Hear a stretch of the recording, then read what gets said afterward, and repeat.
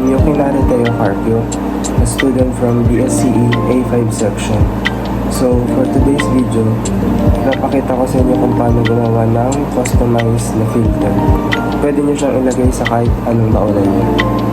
So, ang mga kailangan lang natin is empty bottle. Pwede kahit gamit na, hugasan na lang. Then, may cutter. Tapos, mga pebbles. Ayan. Tapos, tea. Pwede kahit mga buhangin or anything na sa tingin nyo kayang mag-filter ng water. Then, this one, tissue. Pandagdag to sa filter. So, simulan na natin. So, una muna, ikakat nyo muna tong bottle na to into half. Sa akin, meron na sa akin nakakat. This one. Small version lang. So, ito. Ito natin siya ilalagay sa glass. Papatong natin siya dito sa glass. Then, ang una natin ilalagay is this one, the tissue. I-prevent niya yung mga maliliit na particles na pwedeng sumama sa pagbaba ng water. Lalagyan niya lang siya dyan. Yan. Tapos, sa kanya na ilalagay ito, yung mga pebbles.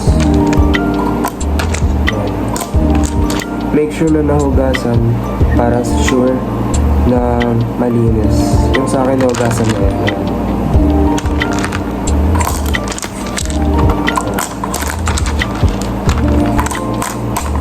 Lalagyan nyo lang siya.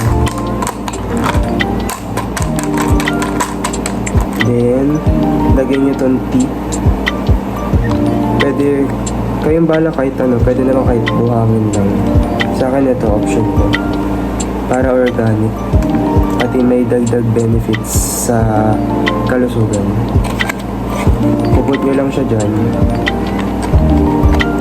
Tapos dagdagan nyo ulit ng stone. Ng pebbles pala.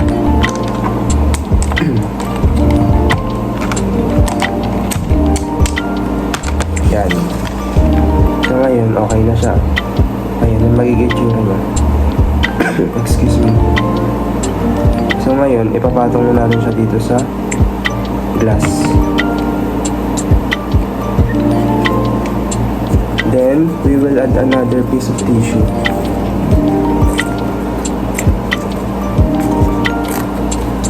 Yan. Kahit ganyan lang siya kaliit. So, it's all good na. Then, put it on the top.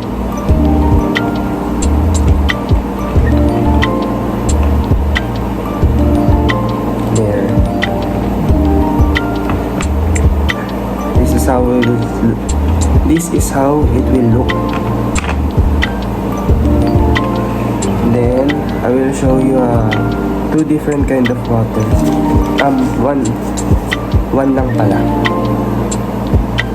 This is a dirty water and it's dirty. So, to ensure na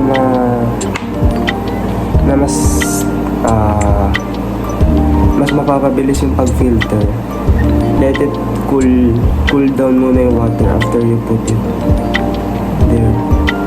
Para yung mga maliliit na particles mapunta sa ilalim. Hindi na siya masama dito. So, let's start to put it. Slowly lang.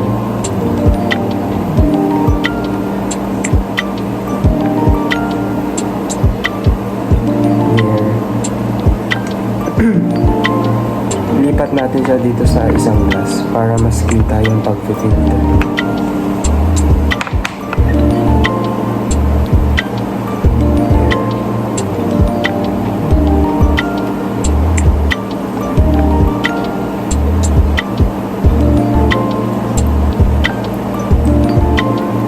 As you can see,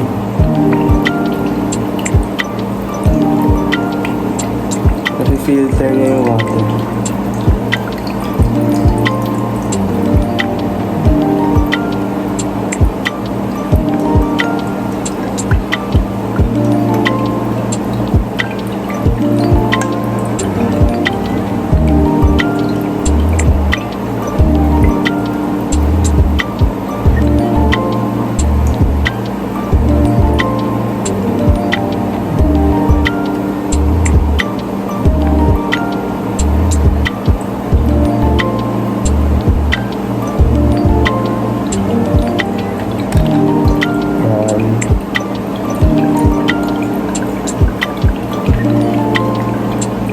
Here.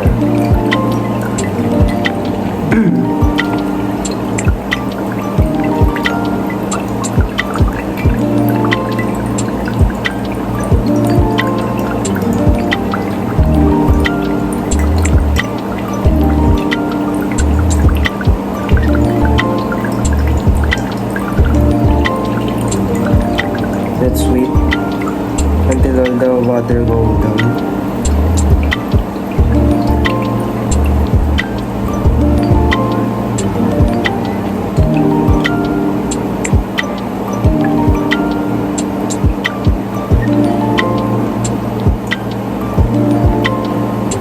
Let's put it aside.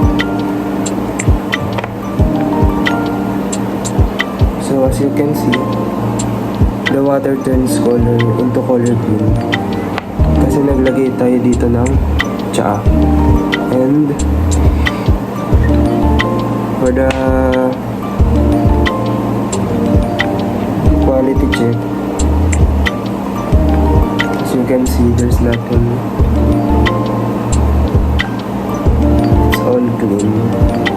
Wala na siyang mga dumi. Unlike dun sa isang water. Kaya lang siya naging color green kasi we put 80 here. This is the only preference kung paano mag-work yung DIY filter natin. Then my final prototype product is here. Ganito lang siya kaliit. There.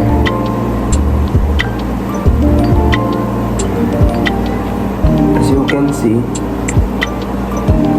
humanap lang ako ng maliit na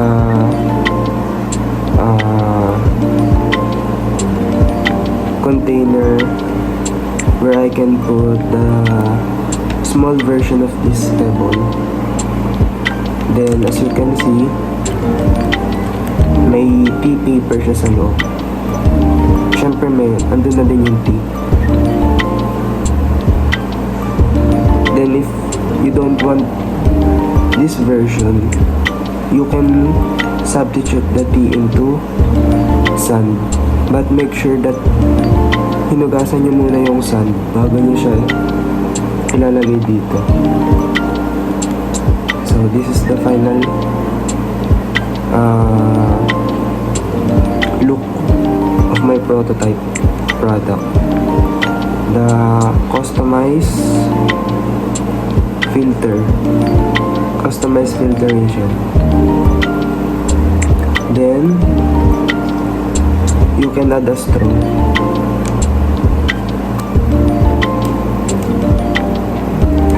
There. Ang pinagkaiba lang ng wala naman silang pinagkaiba. In this part, I just show the preference kung paano nga mag-work yung filterization. Same lang siya dito. Dito naman, when you drink, no. You just need this to put in a jar or water bottle like this. Then, puput nyo lang siya dyan. Ganyan lang siya. Then, pag nilagyan nyo siya ng water, pag nilagyan nyo na siya ng water, ang magiging work niya is, before you drink the water, dadaan siya dito. Here. Then, bago siya pumunta dito sa straw, before it pass through, then, ma-reach yung mouth, na-filter na siya here. So, that's how it works. Then,